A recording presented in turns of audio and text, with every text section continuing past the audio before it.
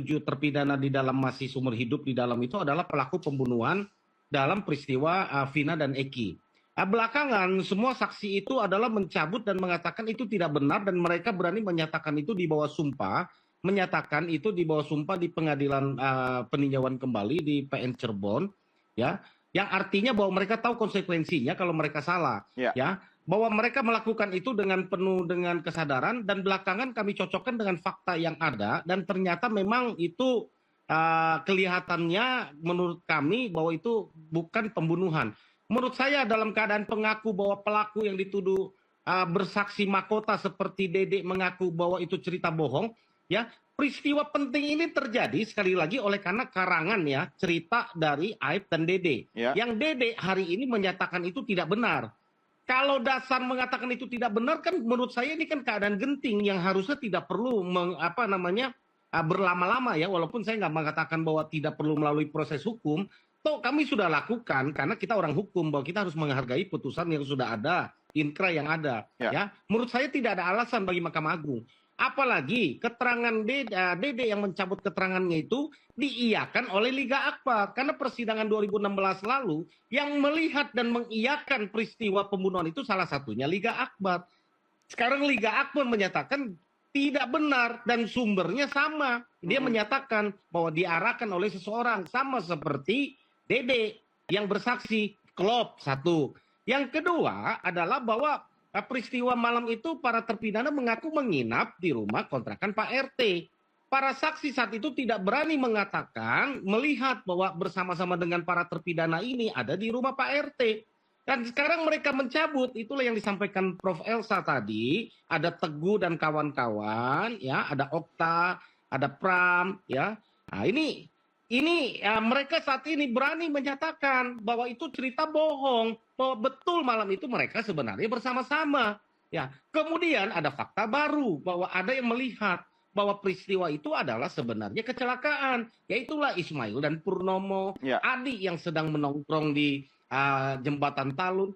Fakta-fakta yang lain itu begitu jelas, tidak ada bukti bahwa itu pembunuhan. Kenapa? Pisaunya tidak ada, DNA-nya tidak ada, bekas tusukannya tidak ada, ya. Kemudian lokasi TKP ini begitu jelas menurut saya. Cuma perlu juga Pak Jutek, kita juga mempertanyakan, ya saya mewakili publik tentu, soal kredibilitas saksi, termasuk dengan lahirnya keterangan-keterangan baru dari saksi baru Purnomo misalnya. Bagaimana Anda meyakinkan bahwa ini kredibel gitu loh, keterangan saksi ini?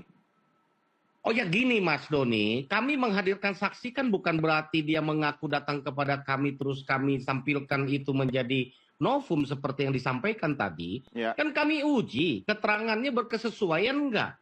Ada Mas Doni beberapa saksi yang datang juga kepada kami tidak sampaikan, kami tidak majukan walaupun dia mengaku melihat dan dia berhenti karena tidak sesuai dengan rangkaian peristiwa berkesesuaian dengan keterangan saksi dan yang lain. Ya, ada beberapa, tapi kami tidak hadirkan. Mungkin Mas Doni pernah dengar, ada yang pernah berketemu dengan kami di ini Bapak namanya sebelum persidangan ya. Ada yang menyatakan cerita, tapi kami ragukan keterangan mereka. Ada beberapa hal yang kami tidak cocok.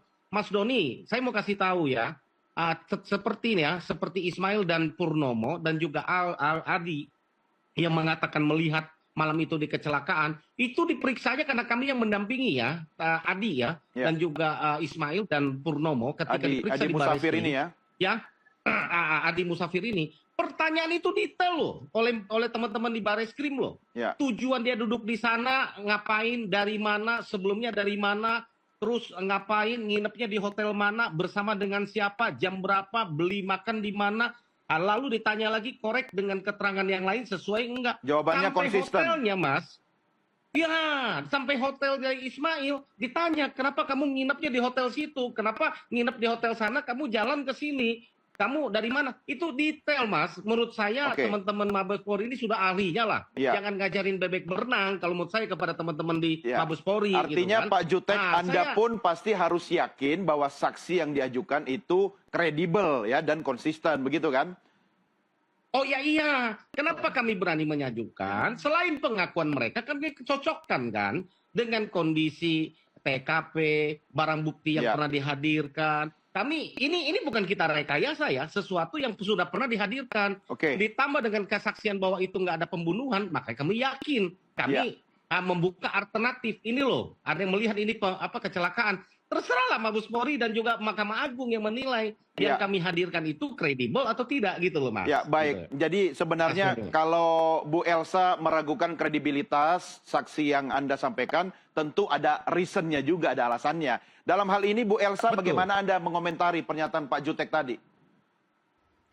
Wakil Ketua Pengadilan Negeri Cirebon, Agus Adianto, mengkonfirmasi bahwa berkas PK untuk 5 terpidana dalam kasus tersebut telah resmi dikirim ke KMA melalui sistem elektronik pengadilan pada akhir Oktober 2024. Sampai saat ini teman-teman belum ada kejelasan ya PK dari kasus pidana ini. Nah, jadi apa tanggapan Anda? Silakan cantumkan di kolom komentar.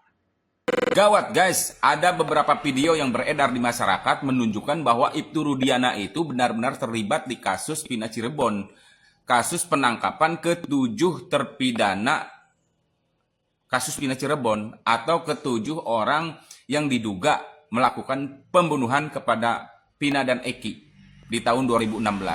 Yang semula dia menyangkal terlibat di penangkapan atau di penyiksaan ke-7 terpidana yang diduga membunuh Pina Cirebon, ya.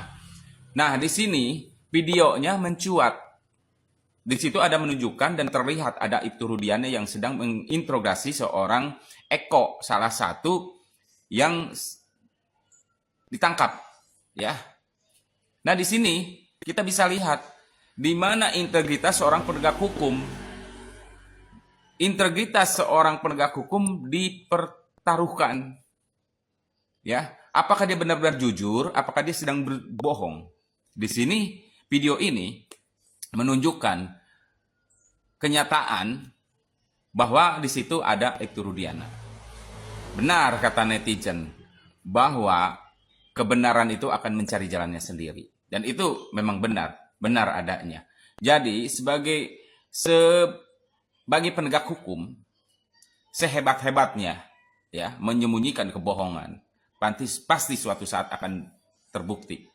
Ya, inilah di sini semakin mempertegas atau masyarakat semakin tidak percaya kepada penegak hukum, khususnya yang ada di Cirebon.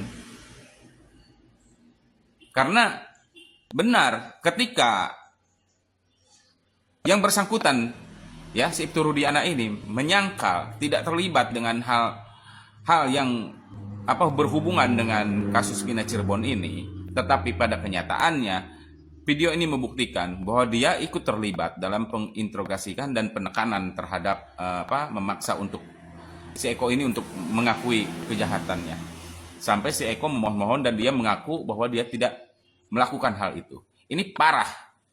Ini sungguh parah. Jadi jelas ini harus ditindaklanjut. Kalau tidak, hukum di Indonesia akan semakin parah.